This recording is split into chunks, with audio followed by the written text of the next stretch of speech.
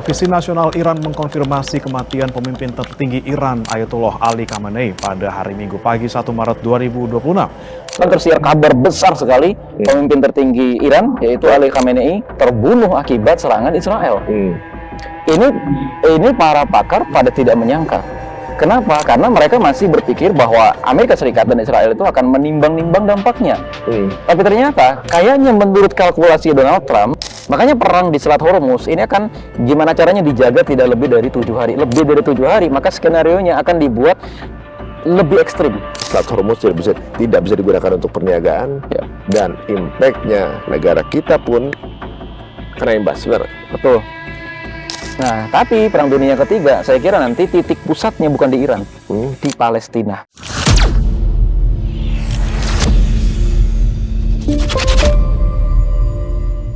Perang Dunia Ketiga sudah dimulai. Apakah ini namakan Perang Dunia Ketiga? Nah, sekarang ini tentunya orang masih banyak yang berasumsi karena baru mulai sekarang ini. Dan pembicaraan ini pasti ditunggu-tunggu dan sekarang sudah bersama. Wah, ini dia. Expert dunia geopolitik Timur Tengah yang sering kita bawa ke cerita langsung, dan teman-teman pasti juga sudah memahami itu ya. Udah bersama Syekh Amar Risalah di sini. Alhamdulillah. Assalamualaikum. Waalaikumsalam warahmatullahi wabarakatuh. Alhamdulillah, setelah sekian lama ya kita janji. Lama udah tungguin ya. Ternyata nggak pernah sepi, ternyata di setiap minggu pasti ada update kan. Betul. Sesuatu terjadi, yang baru terjadi, segala macam. Yang paling sekarang terjadi ini, belum lama waktu keluar Epstein Files, gitu, ya, itu kan ada email yang dikeluarkan di 2000 berapa gitu, sebelum 2019 kematian dia tuh kan. Apa 17 apa 16 gitu ya. Saya lupa, ntar kita masukin di sini. Ada email yang dikirimkan dari Epstein bagaimana kelanjutan pembicaraan untuk rencana World War III. Betul. Investornya, bohirnya udah siap. Nah, tinggal presentasinya seperti apa ya. Kan direncanakan tanggal 26 Februari 2026. Nah, itu kan tanggal cantik tuh, 26 gitu kan. Tapi tanggal 26 kemarin lewat. Betul. Oh, orangnya udah meninggal kan sebagai gitu. Kan kemarin 28. Nah, bagaimana nih? Apakah ini benar-benar sesuatu yang sudah direncanakan atau memang ini kan tiba-tiba beleduk aja? Jadi juga nih Amerika nyerang Iran gitu. Ini sebenarnya ada dua disrupsi yang tidak disangka oleh Amerika Serikat. Ya, disrupsi pertama adalah agresivitas bisnis Cina melalui One Belt One Road. Nah, itu satu. Itu benar-benar mengubah tatanan dagang dunia tuh. Cina tampil sebagai superpower baru yang bahkan di masa Epstein belum mati. Ini Epstein aja masih tarik ulur masih ngitung nih. Yang kedua, Tufan Al-Aqsa yang terjadi di Gaza, terjadi di Palestina, ini benar-benar merusak tatanan dagang lama dunia, merusak tatanan kepemimpinan lama dunia. Nah, inilah yang kemudian hari ini pada saat kita lagi tapping nih, kan tersiar kabar besar sekali pemimpin tertinggi Iran yaitu Ali Khamenei terbunuh akibat serangan Israel.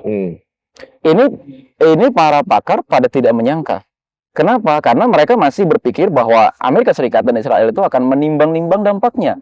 Tapi ternyata kayaknya menurut kalkulasi Donald Trump dampaknya masih terkendali. Nah, ini menarik kita diskusikan. Kenapa dampaknya masih terkendali? Dan yang kedua, para pakar tampaknya melihat baik Amerika maupun Cina, Rusia, dan negara-negara Teluk sebagai pemain utama sama-sama justru menghindari skenario Perang Dunia Ketiga. Justru. Begitu? Iya. Tujuan Perang Dunia itu ada dua. Ya kan? Pertama, reshaping atau membentuk ulang peta dunia. Atau yang kedua, dan yang kedua, menciptakan tatanan bisnis baru dunia agar uang itu balik lagi ke Amerika atau balik lagi ke negara sekutu. Nah, sekarang rupanya biaya perang mulai terlalu besar, lebih besar dibandingkan return yang didapat. Ibaratnya nih, kalau ada dua pebisnis ribut, main gugat di pengadilan, ya kan? Apa yang dikejar?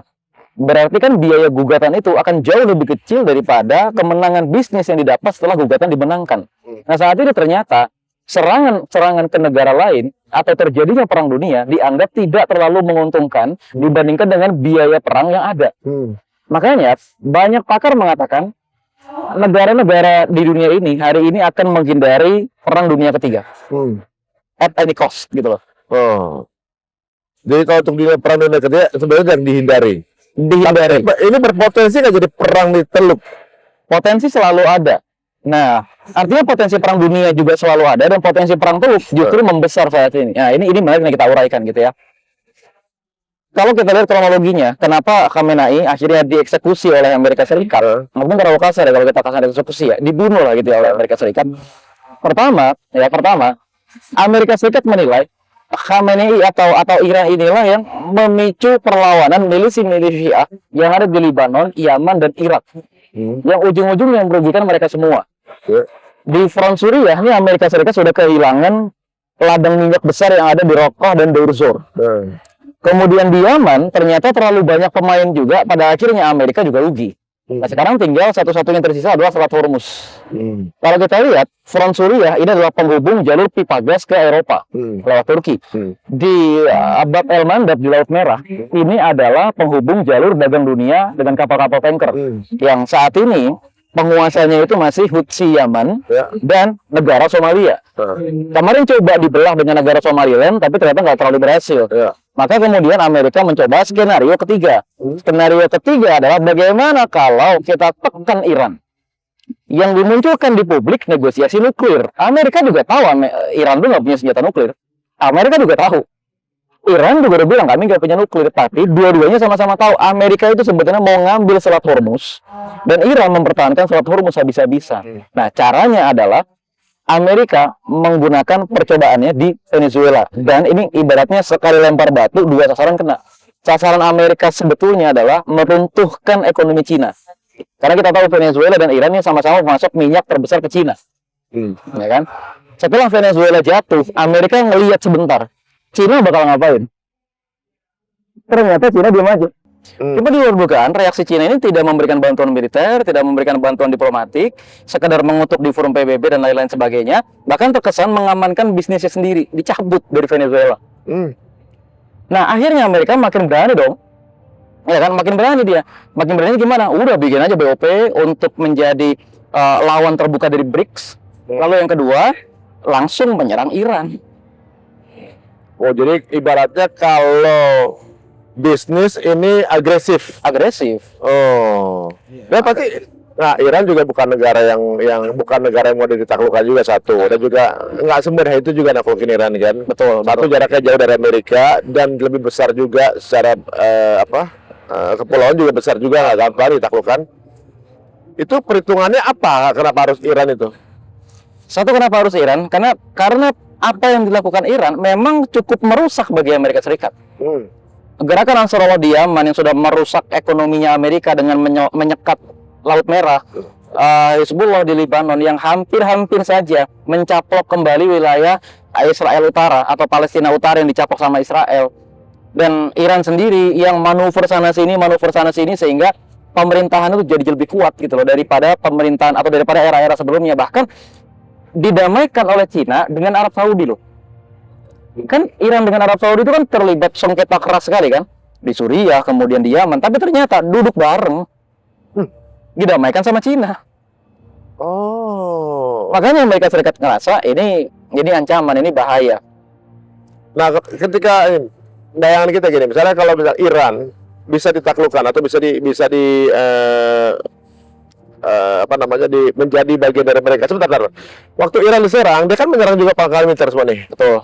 Ya kan? Ini menunjukkan bahwa Iran tuh nggak semudah itu ditaklukkan. Kalau prediksi antum bakalan mudah atau lama?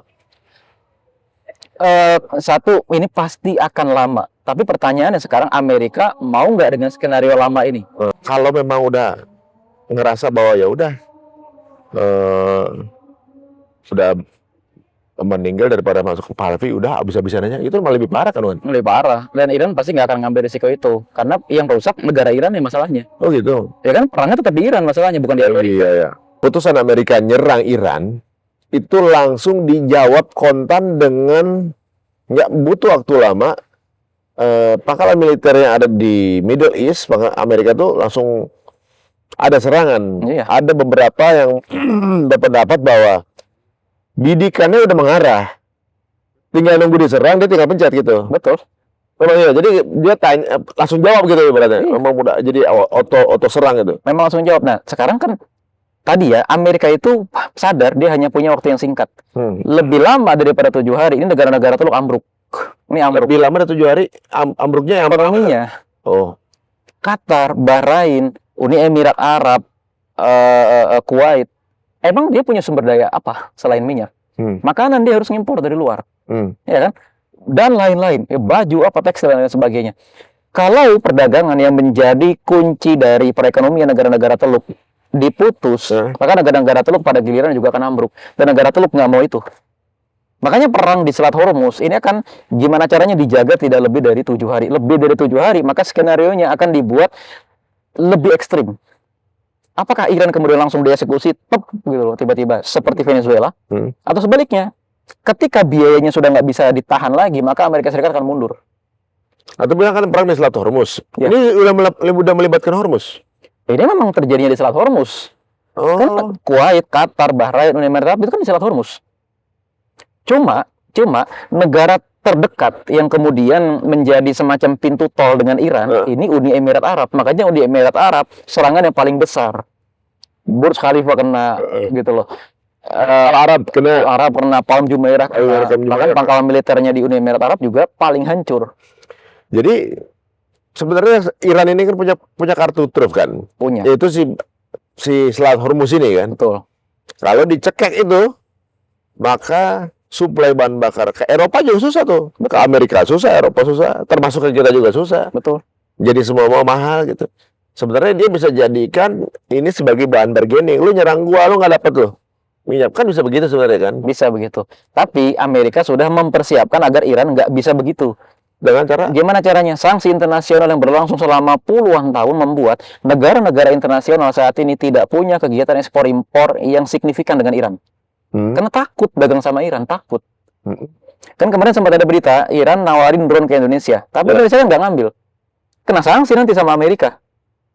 Kalau ngambil, Makanya Indonesia lebih milih ngambil dari Turki.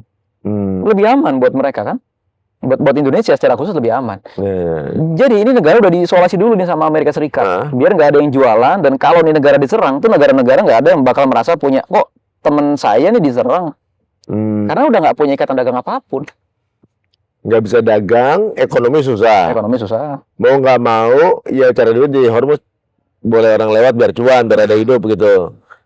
Wah, tapi sebenarnya kalau sekarang misalnya terjadi perang ini kan udah pasti Iran akan nutup Hormuz. Udah kan, tutup kan.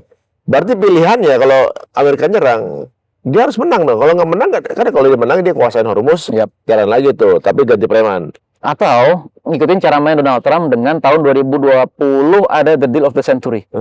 Kasih proposal ke Iran dengan beberapa opsi, biar Iran nanti milih yang mana, dengan disertai ada keuntungan buat Iran, tapi juga ada ancaman mematikan buat Iran. Mau nggak nih Iran ngambil? Gitu loh. Apakah kemudian daerah Bandar Abbas dijadikan otonom dengan diserang dulu sama Amerika terus dijadikan daerah otonom, atau misalnya terjadi pergantian rezim, kemudian Iran menyerahkan senjatanya dan lain sebagainya dan seterusnya. Ini saya dapat kabar nih kayaknya nih. Kalau penerbangan kayaknya dibatalkan. Penerbangan ke Mesir. Jadi akan dibatalkan karena ada serangan ini. Maksudnya menunggu kabar selanjutnya. Jadi memang ini baru sisi penerbangan. Sebentar. Ini baru dari sisi penerbangan yang mungkin nggak ada keterkaitannya dengan urusan mereka ya. Apalagi bisnis yang terjadi di negara-negara itu akan berbahaya juga tuh. Tertutup kan? Iya. Ini kan berarti berimpact kepada banyak hal ya, termasuk mungkin bisnis yang nggak terkait sekalipun juga kena impact. Akan kena pasti. Akan kena impact. Ya, contohnya travel umroh udah berambruk di Indonesia nanti kan. Kalau lebih dari 7 hari nggak bisa terbang, apa yang terjadi? Ini travel umroh ngembaliin dari jamaah. Iya. Sebentar lagi juga ada berkatan haji lagi ya? Haji. Nah, itu di Arab Saudi tidak akan membiarkan haji tidak terlaksana. Karena bagi Sunni dan Syiah itu sakral. Iya. Sakral itu. Ya tentunya bagi Iran juga sakral itu. Masuk sakral juga. Nah, ini mungkin dibaca juga sama penyerangnya. Betul. Biar suksesinya cepat dilaksanakan. Nah, itu dia. Dan ini, makanya ini gaya yang saya lihat ketika Amerika dan Israel kemarin menyelesaikan Hizbullah di Lebanon, menyelesaikan Venezuela, dan sekarang mencoba menyelesaikan Iran. Gayanya berubah. Kalau dulu perang jangka panjang, pakai proksi, pasukan Amerika dikirim, kalau sekarang enggak. Tok, dibikin selesai semua. Tapi Karena- kalau bicara soal perang jangka panjang, Iran kan pernah perang Irak Iran 7 tahun. Betul.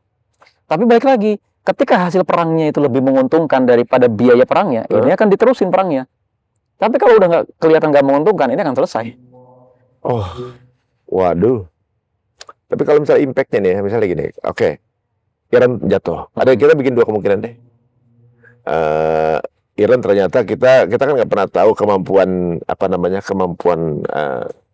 kapasitasnya kayak gimana gitu ya. Ternyata dia kuat, gitu misalnya. Ternyata negara-negara yang dibom itu akhirnya ya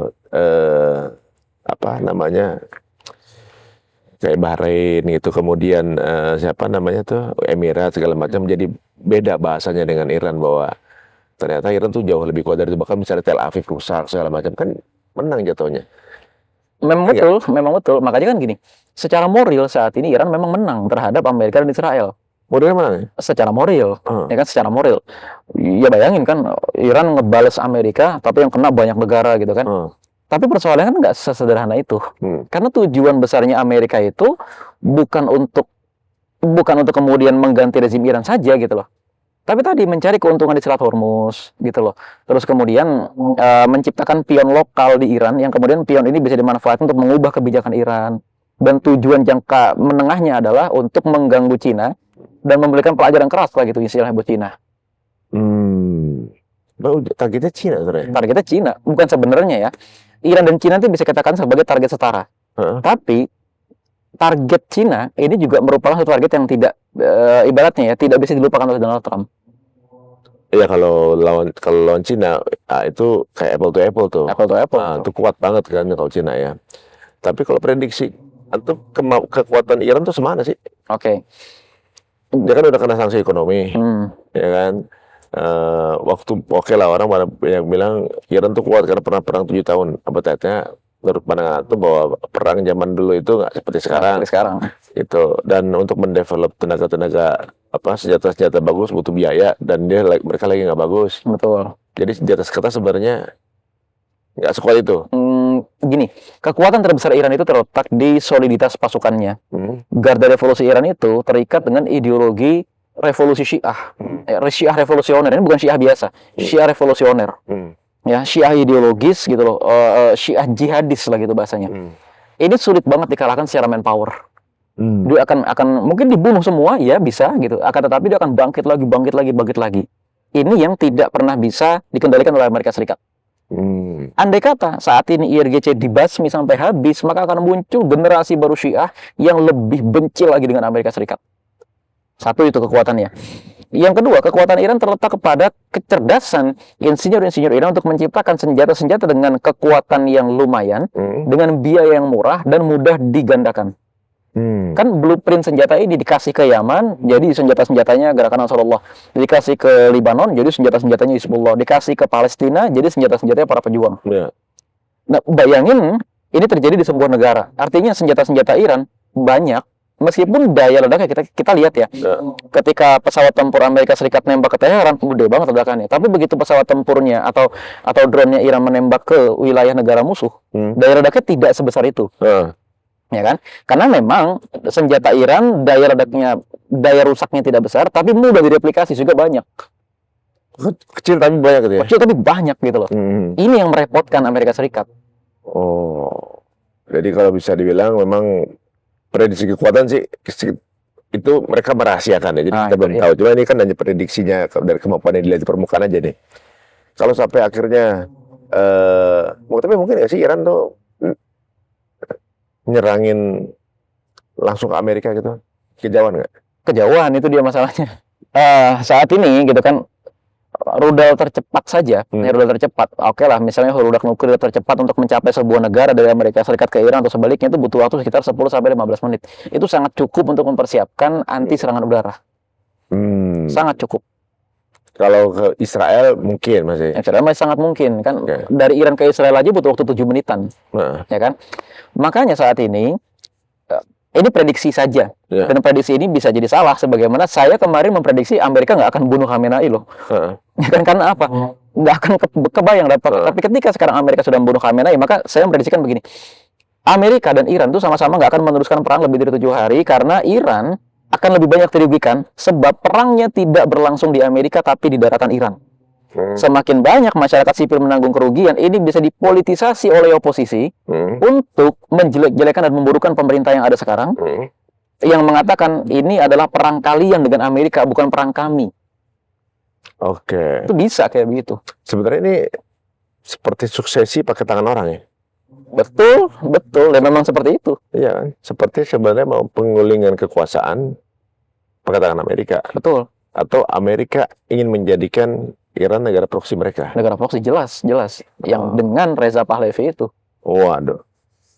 Guys, kalau terjadi, dan juga Iran juga nggak semudah itu ditaklukkan, maka kemungkinan terbesar Selat Hormuz tidak bisa digunakan untuk perniagaan, dan impact-nya negara kita pun kena imbas, benar? Betul. Dan imbasnya kita masih belum bisa memprediksi nih, bakal apa nih.